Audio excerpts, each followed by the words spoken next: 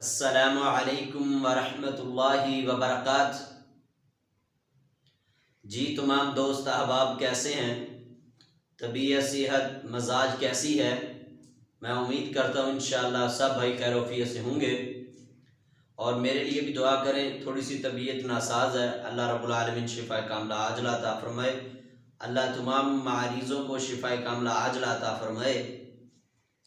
تو پیارے بھائی، آج میں آپ کے سامنے ایک صحابی کا ایک قول رکھنا چاہتا ہوں۔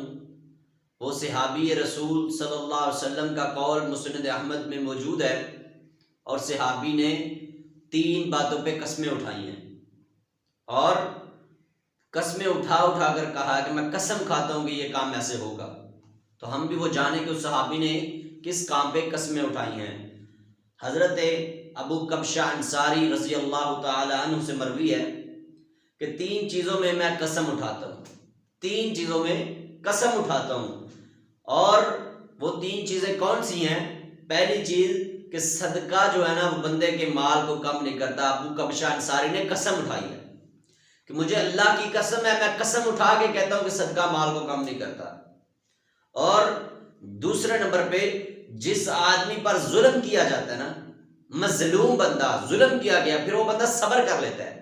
ظلم کیا ہے، کسی نے، کرنے والے نے ظلم کر لیا ہے، اب وہ بندہ صبر کرتا ہے اور اللہ سے اس کے اچھائی کی امید رکھتا ہے۔ تو امام الانبیاء کے صحابی قسم اٹھا کے کہہ رہے ہیں، ابو کبشہ قسم اٹھاتے ہیں، فرمایا لوگو مجھے رب کبریا کی قسم ہے کہ اللہ اس کی عزت کو بڑھا دیتے ہیں۔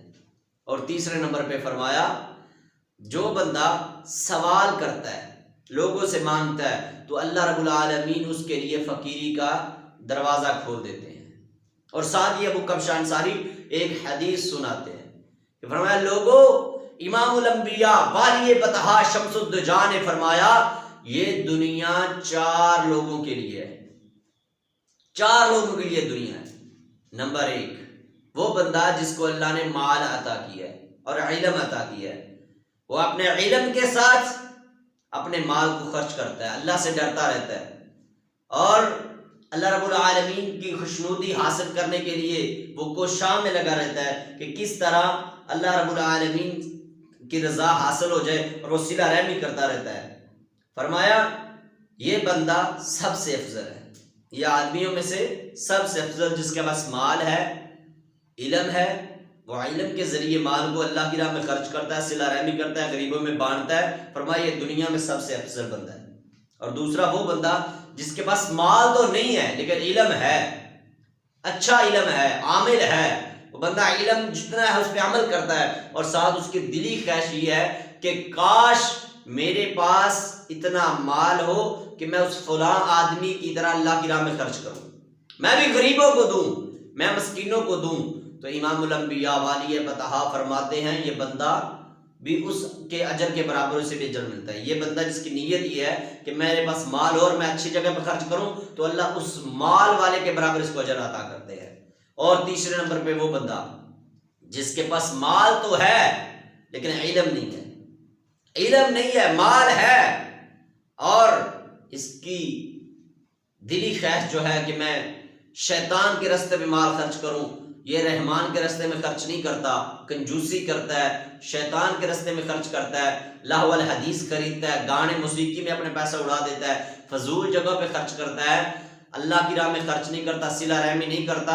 فرمائیے دنیا کا سب سے بدترین بندہ ہے۔ اور چوتھا وہ بندہ جس کے پاس علم بھی نہیں اور مال بھی نہیں، اللہ نے علم بھی نہیں دیا، مال بھی نہیں دیا۔ اب یہ بندہ خواہش کرتا ہے کاش میرے پاس اتنا مال ہو کہ میں اس مال کے ذریعے دنیا خرید سکوں، میں دنیا کی رنگینیاں خرید سکوں، دنیا سے لطف اندوز ہو سکوں، کاش میرے پاس مال ہو، میں بھی مزے لے سکوں۔ تو فرمایا یہ بندہ اپنی اس گھٹیا سوچ کی وجہ سے، نیت کی وجہ سے، یہ بندہ اس مال والے جاہل کے برابر ہے جو وہ مال خرچ کر کے گناہ کر رہا ہے نا، لہو الحدیث خرید کے اپنے مال کو ضائع کرتا ہے اور گناہ لیتا ہے نا، اتنا ہی یہ بغیر مال کے گناہ میں شریک ہو جاتا ہے۔ کس وجہ سے؟ گھٹیا سوچ کی وجہ سے۔ تو کیا معلوم ہوا کہ یہ دنیا 4 بندوں کے لیے ہے، ایک مالدار اور علم والا، دوسرا علم والا اور مالدار نہیں ہے، لیکن دونوں کی سوچ اچھی ہے۔ مالدار کی سوچ ہے کہ رب کے راہ میں خرچ کروں، صلہ رحمی کرتا ہے، اور دوسرا ہے جو صلہ رحمی تو کرتا ہے لیکن مال نہیں ہے، اب اس کی نیت یہ ہے کہ کاش میرے پاس مال ہو تو میں لوگوں کے اندر بانٹوں۔ تیسرا وہ جس کے پاس مال تو ہے لیکن علم نہیں، وہ جہالت اس کے پاس ہے، مال کو غلط رستے میں خرچ کرتا ہے۔ اور چوتھا وہ بندہ جس کے پاس نہ علم ہے نہ مال ہے، تو وہ اس کی تڑپ یہی ہوتی ہے کہ میرے پاس مال آ جائے،